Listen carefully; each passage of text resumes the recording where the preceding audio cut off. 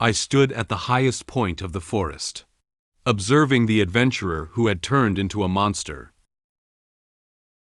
Before that, I discussed with the maid how to deal with the monster. I have decided to use myself as bait and find its weaknesses, while the maid is responsible for attacking. The maid is still worried about my safety, but I choose to believe that she can protect me. After making the plan, I shouted at the monster and caught its attention. The maid attacked the monster before it could react. At this moment, Moen had arrived at the forest where Aluka was located. Not far from Aluka, Moen asked Anne to use her magical energy to create a huge iron pillar at his location, making it easy for him to observe Aluka. He stood at the top of the iron pillar, quietly watching Aluka move in the forest. Aluka is currently somewhere in the forest.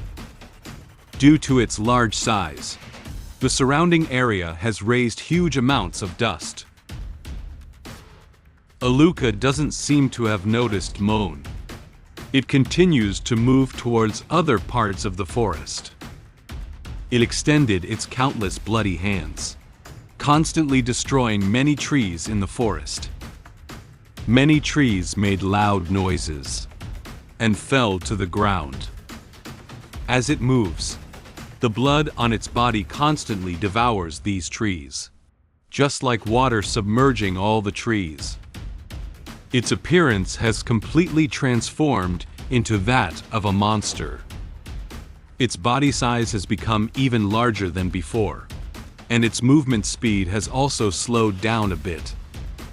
It is still searching for the last living person in this area. It kept whispering, "Rod, where are you? Rod. Rod, I love you." Moen listened quietly to what Aluka said, without saying a word. At this moment, a gentle breeze blew over, gently lifting Moen's hair and clothes. The gentle breeze seems to be expressing something to Moen. Moen is not optimistic about the current situation. Aluka's body shape and movement speed have undergone significant changes compared to when he and Anne first encountered it, which also confirms that Anne's observation was not wrong. Moen continued to observe Aluka while summarizing these results. Anne is right. Her strength is still growing.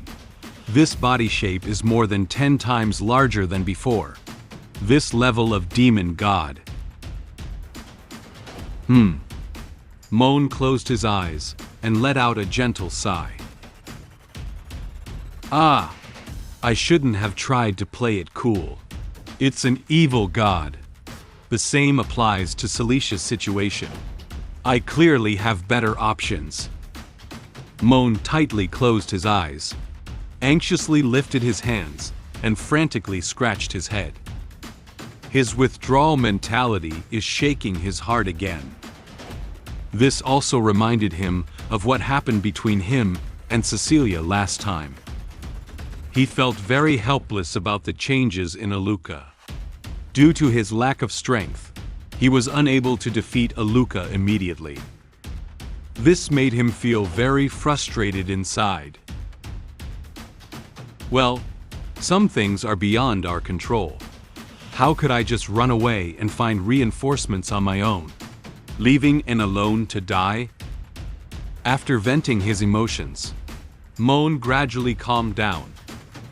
He slowly straightened up and looked ahead.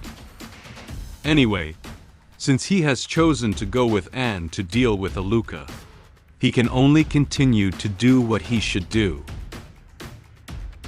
Moen raised a hand and brushed aside his bangs. He looked ahead with a determined gaze, ready to begin implementing his plan. All right, whether it's an evil god or a possessive lover, tonight, it all comes to an end. The breeze lifted his hair once more, as if blessing Moen's plan with the promise of success. Moen shouted loudly in the direction where Aluka was located. "Hey, Aluka!" Upon hearing the familiar voice, Aluka turned her head and looked behind it. This voice. Noticing that Aluka had been drawn to his voice, Moen laughed loudly a few times. He opened his protective arms and continued to speak to Aluka. "Hey, look over here. I've got something big to announce." Aluka looked closely and noticed a person with yellow hair standing on a pillar not far from it. This person is exactly the Moen it had already met before. Aluka murmured, "Mr. Moen." At this moment, the blood on the monster's forehead began to flow, and immediately turned into Aluka's face. Its eyes flickered with a strange red light. When it saw Moen coming to find her, it felt very happy. It looked at him with a fierce smile and said to him, "Mr. Moen, are you finally coming to accept my love?" Upon hearing Aluka's words, Moen lowered his head and chuckled softly a few times. His mouth curved slightly upwards, as if he had already thought of what he was going to do next. He confidently answered it, "I won't accept your love, because I am a paratrooper." Moen used his very loud voice to say a strange sentence to Aluka. Then, Moen made an incredible move. He leaned his body forward and lightly leaped down from the iron pillar. Moen fell from the iron pillar into the forest, and his falling speed is gradually increasing. Although he jumped down by himself, he didn't feel afraid. He placed his hands on both sides of his body to avoid losing balance. He rushed towards the dense forest beneath the iron pillar like a missile. As he fell, he said towards Aluka, "Paratrooper 1, Moen Campbell, is ready." Aluka felt a little puzzled when she noticed Moen falling from a high place. It lifted its head and stared blankly at him, momentarily unable to process what was happening. It doesn't know why he would behave like this. Suddenly, the monster let out a loud, eerie cry. It lifted its head, opened its mouth wide, and sprayed out a large amount of blood. The bright red blood rushed towards Moen's location like surging water. It seemed to think that Moen was willing to be the last sacrifice, so it planned to catch him. Aluka quickly rushed out from the blood sprayed by the monster.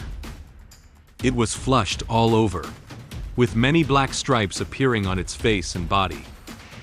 Her eyes also turned red and black as before. It showed a very crazy smile towards Moen, and opened its arms, wanting to greet him. It said to him, "Mr. Moen." The moon has risen and illuminated the dim sky. It seems to be observing the situation of Aluka and Moen at this moment. From a distance, Moen looked like a small black dot falling from a very high iron pillar. In the forest, the blood of monster constantly surrounds Aluka. Aluka rushed towards Moen's location with a large amount of monster blood. Seeing that Aluka had already taken action, Moen slightly grinned and revealed a victorious smile. He whispered, "She comes along, just as I have anticipated." Why was he able to predict Aluka's actions? Moen recalled a conversation he had with Anne before they went to the forest. Moen and Anne found some coins and some iron weapons in the cave where they were resting. This provides sufficient assistance for Anne's abilities. After Anne had replenished enough metal objects, she flew with Moen from the cave to the forest where Aluka was located, and tightly hugged Moen with both hands to prevent him from falling from the air. Moen also tightly held Anne's hand. In order to save Aluka as soon as possible, Moen came up with a plan based on the information he had. He looked at the scenery in front of him and said to Anne, "Listen, Anne, I'm telling you what to do now. First, using ordinary methods is definitely not enough to kill Aluka after being contaminated by evil gods. I believe you have already experienced this.